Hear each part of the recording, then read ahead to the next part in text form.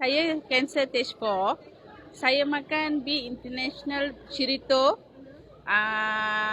Supelina, Lifco. Lepas 6 bulan saya makan Nextbio. Okey, boleh saya tahu kanser apa yang stage 4? Breast cancer. Breast cancer. Okey. So, macam mana you makan produk and then selama ini you ada go through treatment ke?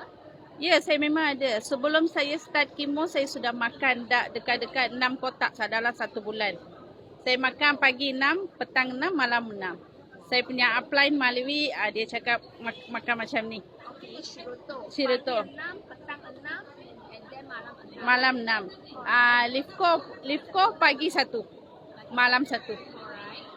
Dan Spulina pagi 6, petang 6, malam 6. Alright. So, lepas ni apa yang berlaku setelah you makan produk? Apa beza? Saya pergi check 3 minggu sekali saya check dekat hospital. Dia cakap semua okey. I punya I beat macam dia keras sangat. Sekarang sudah tak ada dah. Macam biasa, sudah lembik. Lepas berapa bulan makan? Saya makan dekat-dekat 10 bulan lebih. 10 bulan. Satu hari makan 18 kilo tu. First time 1 bulan. 1 bulan saya makan 6 kotak. Lepas tu saya kasih turun. Sekarang saya makan 2 kotak juga. 1 bulan 2 kotak lah. I see. So sekarang you punya keadaan macam mana? Saya sihat. Sehat lah. So sudah cancer free lah.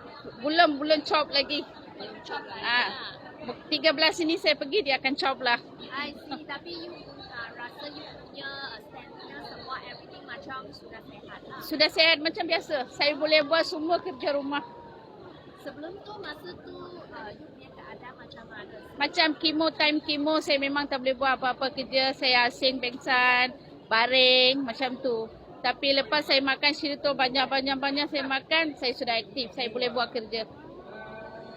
Bagus sekali. So hopefully looking forward you punya terus lagi setelah you dapat chop.